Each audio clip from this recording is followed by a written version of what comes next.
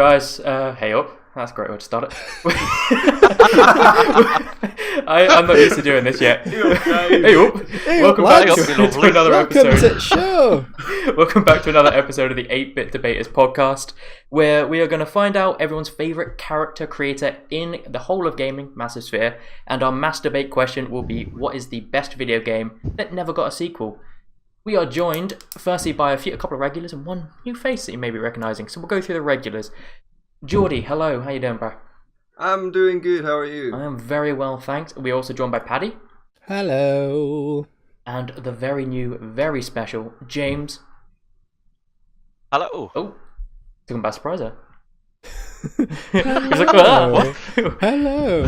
So James, for the people who where- may not be familiar with who you are, where are you from? Tell us about yourself. You know? Yeah, I'm James. I'm 1/3 of the YouTube trio Rather Play Games. Obviously, also Martin and Ed you might see on their channel. And yeah, we do what we're all here, I guess, for like video game clips, best moments of random indie stuff we can get our hands on. Basically, what we can afford that week, we'll have a play and have a chat about. So yeah, it's good. Nice. stuff. Sounds good. Come Welcome aboard, man. Thanks. Yeah, Thanks for welcome coming aboard. on. I can attest, they are rather humorous. Not like me, I am funny. They are humorous. There's a difference. We like them, otherwise they wouldn't be here. No, Yeah. we tolerate everyone on this show. That's why. No, we Rob's take allowed absolutely anyone we can get. We are not picky at all. But no, thanks for coming. Yeah. I mean, yeah, if we could be intentionally humorous, then we could probably make a living out of it. But as it is, we just record each other talking for about 3 hours and edit the hell out of it. Yeah, it works. After this is done, you'll probably give me a few tips on how to be intentionally humorous because I could work on that. So we'll get through with the icebreaker. The icebreaker.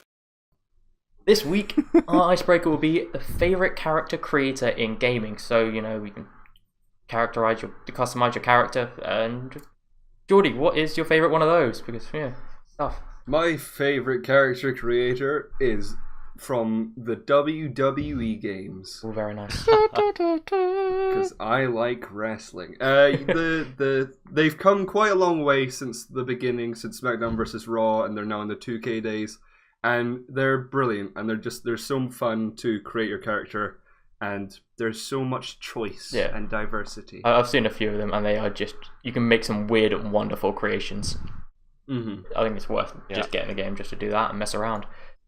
That sounds I remember, there's so much fun. I remember at sixth form, like me and my mate had this one clown guy who just, I think it was a mix of the Rock and a few other characters in it. Just the ludicrous stuff you could come up with there, and just watching like any of the classic champions getting bludgeoned over the head by a clown with a table is worth seeing.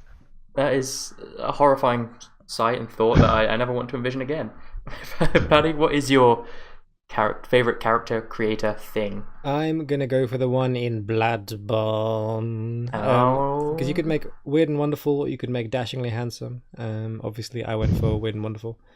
But yeah, you could have a lot of options, and you don't really see the character too much because you could put all sorts of armor stuff.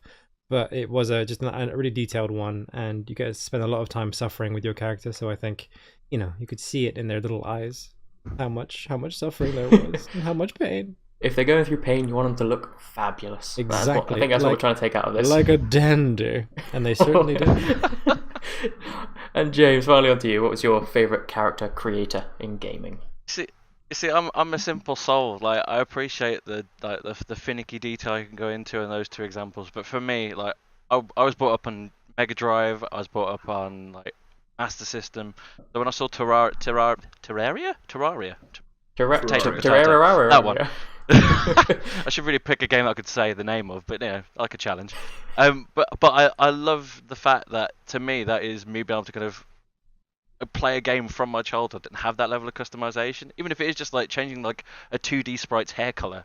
That would have blown my childlike mind in about 1994. If I could have changed Sonic's shoes, I would have never stopped talking about it. But I love that game. It's so much fun. I'm not even trying to say the name of the game and humiliate myself again. The game. The game I sort of mentioned previously. Somehow we found Rob 2D again. I'd say 2D Minecraft, but I know the community and they will bloody hate me for it. But yeah, 2D Minecraft, let's face it. Bludgeon him. Kill him where Get he the stands. Get the 3D objects and beat him. I'll just switch plane. It'll be fine. No, it's a bloody good game, and genuinely that bit of customization and the art style, it's perfect. It's really good. Does what it should says in the tin, even if it is 2D Minecraft. It's what's written on the tin. And we can't read the tin. Yeah, nobody can read the tin because it's too pixelated. But the thought was there. Okay. That's the issue. Mine would probably have to be, in a shocker for everyone, Destiny. I do like that when you can get the armor that constantly changes the character's look, so it's not just you start off and that's what he looks like, well, she looks like for the entire time. Like, you can then pick up different bits of armor, and in Destiny or Destiny 2 at least, you can change the color of the armor, and you can make like a really pretty purple with spikes, and it just looks badass. So I'm just going for that whole system. My pretty purple spiky angel of death. I've definitely chosen worse armor because it looks better. I'm like, that looks pretty. I want it. Oh yeah. Get an exotic drop, and you're like, no, I'm gonna mash it into this shirt because I like how it looks. I'm sorry. Yeah, I was like, this weird helmet or the one that actually goes with the armor. Choices. It's always the look. Like you said, game in style. Don't game in usefulness. Yeah. So yeah, now you got to know us a bit better, and hopefully you enjoyed the answers. Comment down below what your favourite character creator in gaming is. There's millions of them, and we've probably skipped over billions. So we'll move on now. All of them below. But all of them. Every game from A to Z, one. even the ones with the numbers, the hashtags, the dashes, the list. So now we'll move on to the main section of the podcast, which will be the mass debate.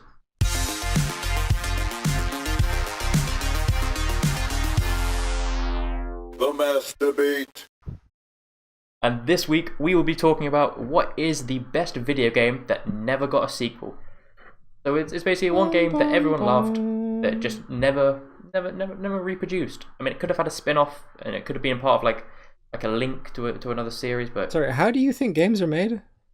When a mummy game and a daddy game love each other very much, they take it to Hideo Kojima, who confuses them until someone's pregnant, and then a stork gives you a baby holding a game.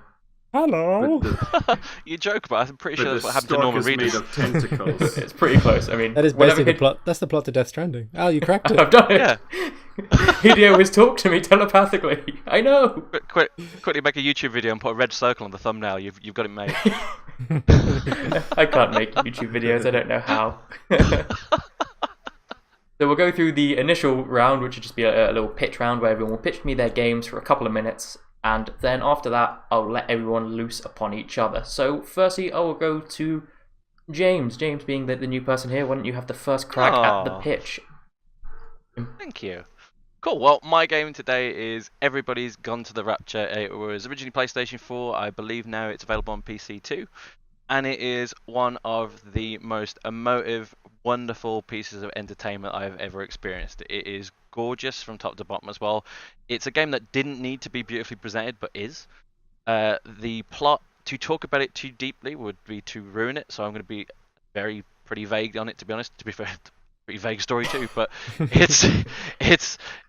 you essentially are walking through an abandoned little village in Shropshire, and you come across magical kind of outlines of people wandering around, and you just observe their stories and try and understand why the town's abandoned and what's going on. It's heavily narrative driven. There are kind of optional ways of walking around it, not necessarily kind of choosing your ending, but based on how much story you witness, your opinion of the story might change, your understanding of what's going on might change. It's just really different and really exciting, and I absolutely adore it. It's well worth a play. Well, that is a very, very good pitch, and a game, honestly, when you brought it up, never heard of it, but it does sound intriguing, so let's see how that fares with the others. Next we'll move on to Geordie. Geordie, what is your game? Pitch me, impress my me. game is Rockstar's Bully. Bully. The game that a lot of people played, it seems, but never really... Or what was it called in the UK? Canis Canem Edit. Yeah, I don't know. Why? Was it because I had the word bully in it? Pretty much. Oh, and that means dog people. dog eat dog, I think, or something. In the draw to this game was basically, it's sort of Grand Theft Auto, but set around schools, so it was like a bigger draw to us children who were playing it before we should have been playing it. And it was brilliant. The character was great. All the strange characters you get were very much parodies on tropes of school children, but they were still sort of like believable, and it was brilliant. And you did the entire school year, or multiple years, I think, and then that's it. And everyone's wanted a continuation of that story, but we've never gotten it. Intriguing. I've definitely heard of that game. Haven't seen much of it, but I do understand the hype that is around it. So another very good pitch. Paddy, this should have given you enough time to pick your game and prepare your pitch. Impress me. I had my game picked, okay? I just hadn't prepared a pitch. So my game is called La Noire. Now, LA Noire French. is my is the game I'm going for, which, you know, another Rockstar game, actually, funnily enough. Following on from Bully, but this was a, you know, very well received, very different sort of open world game from one of the, well, now closed, I think, Bondi Studios that was published by Rockstar. And yeah, just a really interesting story. That kind of the noir style is not something that's explored too much in video games. It did really well from a reception point of view. Obviously, at the time, it had the whole cutting edge facial animations, facial graphics. So you actually had to interview people and read the way they were answering to your questions and see if they were lying. And obviously now our technology is just so infinitely more like further on, like you saw from The Last of Us 2. Like gameplay and stuff, like what you could do with facial animations that good, you could actually maybe make it not look so kind of janky and scary. But just a really interesting concept in a different type of game, like an open world game that's a little bit different, and something that I just think would make a nice change to all the very identikit open worlds that we have currently that we see these days. Okay. Seemingly put together the pitch. See, you've done it. You're gonna be a star. We're gonna make you a star. But we all know if you want to know whether someone's telling the truth or the lies, you look at the hips, not the face, please. We have been through this many occasions. Shakira. What? The hips. Why? Hips don't lie, bro. Hips don't lie. Oh Jesus Christ! Okay. You mean you didn't get that right away? you aren't up to your topical, very far back Shakira references? Al, we invited them on the show. I can only apologise. I'm sorry. Well, you need to brush up on your pop of the 2000s. Because believe me, it's all coming. Do I though? It probably won't happen again. I can't make that promise though. So we've reached the end of the pitches. There are 3 very good games, I think. Again, Rapture, don't know much about that, but it is up to the argument. So now we move on to the bit where everyone just fights each other, really, and there's going to be a huge kerfuffle and a fight, and at the end of it, I will decide the winner. But once I've heard enough, you will hear this. They're taking the hobbits to Isengard! Classic. Nice one, Al. Everyone knows where that's from, so I'm not even gonna have the guessing game. So yeah, begin.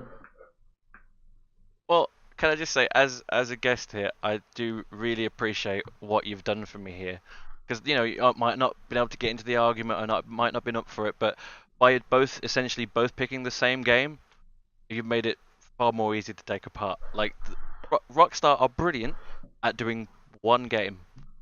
It's always the same game. It's always a bit fun, a bit quirky, a bit a bit dodgy, a bit near the edge, but it's essentially the same thing. And Bully, it was fine, but it was so sorely lacking the go back to it kind of factor of like the GTA games. The rerunning things and going back through those missions and immediately getting to the end of the game and wanting to start over was always the case for me on like GTA 3, or even GTA 2. I had that kind of replayability, where Bully for me just went a little bit stale after a while. Also, LA Noire is essentially Bully but with dodgy facial expressions.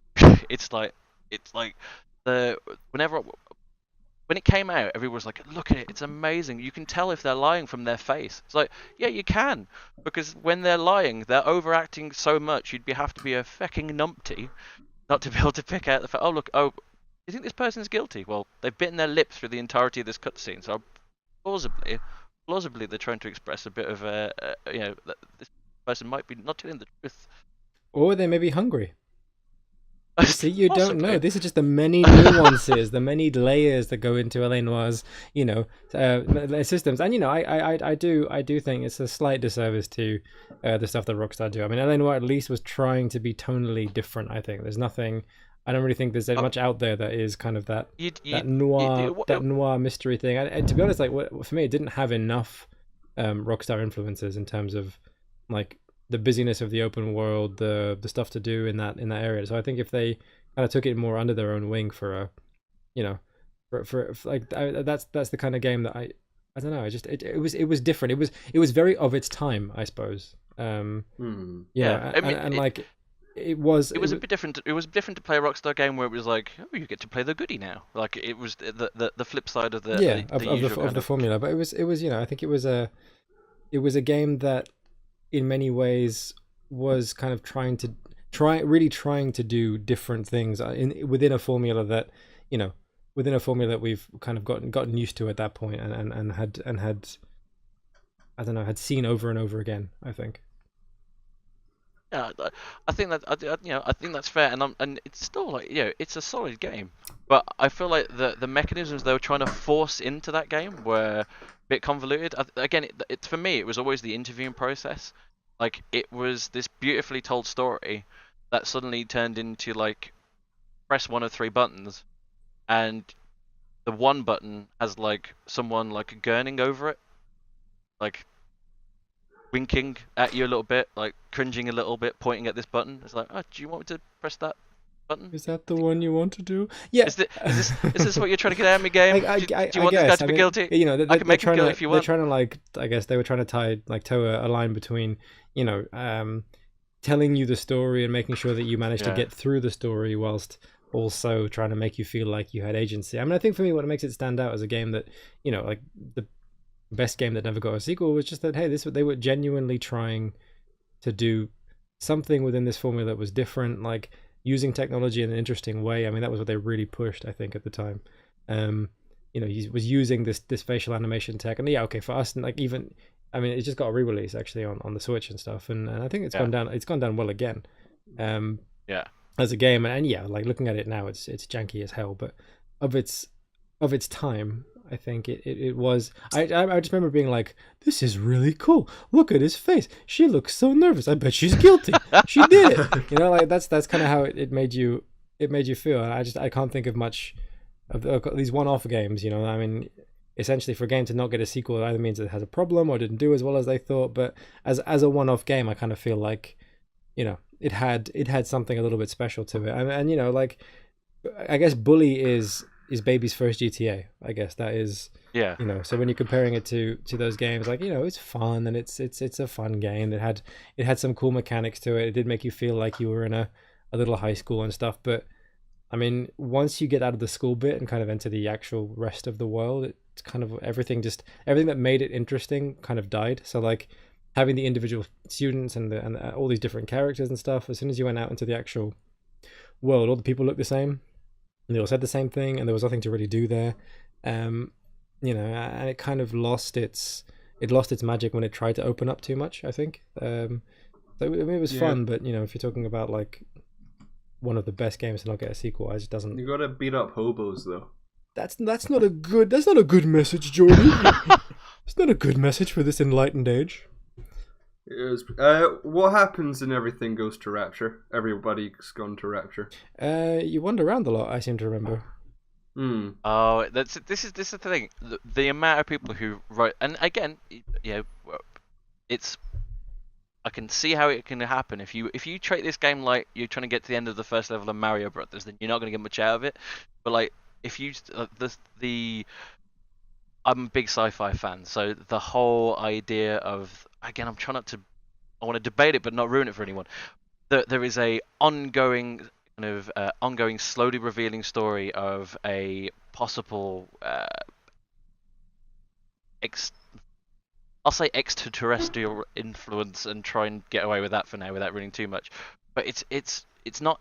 But it's also about the relationships between people. There's a gorgeous moment where you walk through a caravan park of all these different displaced people, and you start to understand their stories and how they got to live where they're living, and what their challenges are in life and what their aspirations are, and ultimately you get to see, you know, the fate of these people, and you really care about them by the end of it. You build like an emotional kind of attachment to these characters, and you know, it's not a game that's like scared to pull the rug from under your feet and really kind of shake those things up too. Yeah, I mean, you know, I'll agree with you. What you're doing, the question about, like, you know, what happened, what do you do in Everyone's Gone to the Rapture? That's the beauty of the game. What you do in Everyone's Gone to the Rapture is really up to you. Like, what you witness and how you take apart the story and how you interpret it, an open thing. It hasn't got someone like gurning and pointing at a moral choice for you. It's about interpretation. It's about experiencing the world around you. And like, I mean, the one thing you can't do in that game is walk with enough speed. Like, I you know, I agree with you in terms of the story and all that kind of thing. But you know, I'll have you know, no. I just remember wandering around so slowly. I'm like, why can't I speed up? Why isn't this game would take half as much time? I refer to the patch notes. They included a run button in a later release. Oh well, I didn't play it in the later. So the argument is null and void. I didn't play it in the null and void. I played it the first time, and you couldn't run, and I was like, "Oh my god, this is taking." I could have played this game in half as much time. But why? What? When you're wandering through, when you're wandering through one of the most beautifully rendered. You show me another game that so beautifully renders a Shropshire village in the Cry engine. It's beautiful. There's a pub in there that you can go into. You can walk in. You can walk into a pub in that game. There's a pub in that game in the opening like half an hour, and like you want to sit there. You want to have a pint. It's gorgeous. It's beautiful. Because there's no one there. It's called Real Life, and I play it every day.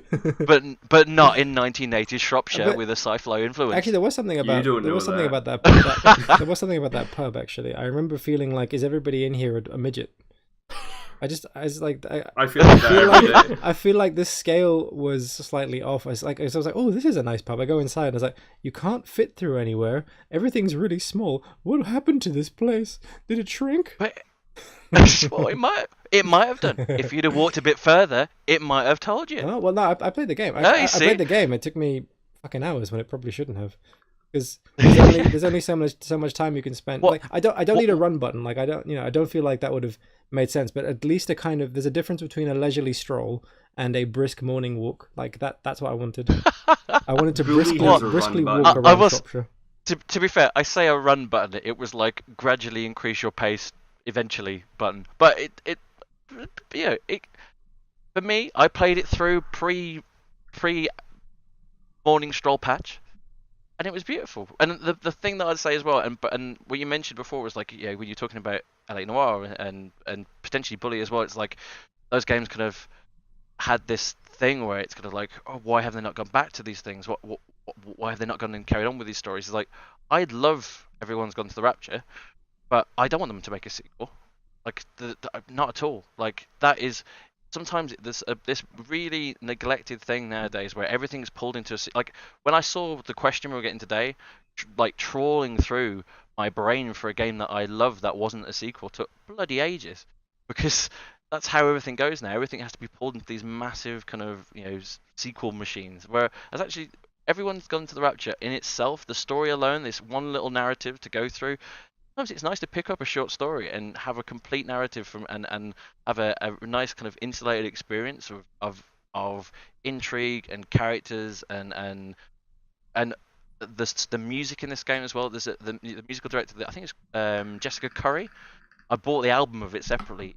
Beautiful. It's some of the best kind of orchestral, kind of ambient background music to any game I've ever come across. I mean, the thing is, I have to warn you, James. The so-called walking simulator has had negative. Just that very nature has counted against games in this forum before. I tried to pitch one once, and it was very much looked down on, probably by Al. I think the most. So, you know. Different question, Paddy. Different question. Never use Firewatch again. I mean, that was the worst ending ever. But let's not talk about that again.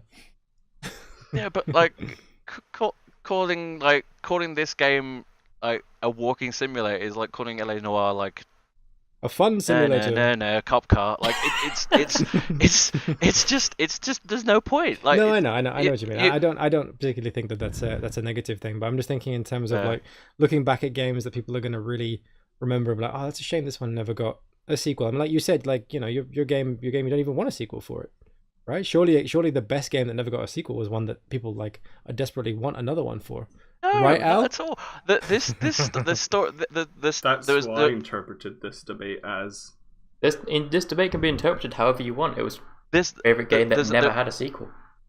There's a moment in Everyone's Gone to Rapture, and again, it's going back to again wonderful place names. The Caravan Site. Oh, I like Such there is originality. a moment in the Caravan Site who Martin, another member of Rather Play Games, who will testify to this if he's not too embarrassed. Testify. There's a story moment in that where there was this little kind of story note. One of the characters' story arcs reached a conclusion, and we'd spent by this point a good few hours watching this character walking slowly from one side of the field to the other. What now? One of these characters slowly kind of her relationship developed with all these other people in the village, and like a 13, 14-year-old girl who was getting scared of everything that was going on, and her story reached a conclusion, and in such a way it was so sad and so emotive. And I know me and Martin from our channel played it together back when we lived in London, and we both were. It was devastating. It was beautiful to see a game that actually transcended the whole press A to jump and whatever, and just hold a narrative that push stick slowly to listen. But the point is, it was beautiful to see a story that wasn't tied or wasn't threatened by forcing moments of action from people. It was purely a story to a gorgeous story and a wonderful experience that I've just never seen anything come close to. I'm going to throw a bit of order in here, and I'm going to go through each of you and ask for a very brief 15 to 20 seconds on each of the other two games as to why they shouldn't win. And I'll start with Geordie. Geordie, why should LA Noire and Everybody's Gone to Rapture not be the best game? Everybody's Gone to Rapture. I haven't heard anyone talk about it since now. I'd actually forgotten about it since it was released, and it sounds like you have to be very prepared for a very slow moving but maybe good story, but that's subjective.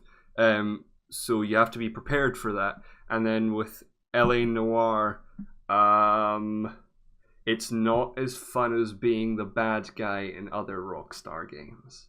Same question on to you, James. So LA Noire and Bully. So whilst good games in their own right, they don't come close to the narrative power of and the relationship driven story of Everyone's Gone to the Rapture. I couldn't tell you. I've played both games. I couldn't tell you the story beats of those characters. I'm not in, their character arcs weren't that interesting, weren't that compelling. They were frilly dressing over a typical, very good, very fun, but very typical Rockstar machine. And Paddy, finally on to you. LA Noire and Everybody's Gone to the Rapture. I'm LA Noire, Al. I don't want to do that one. Bully, sorry, you know what I mean. Don't trick me. Don't trick me. Abuse your own game.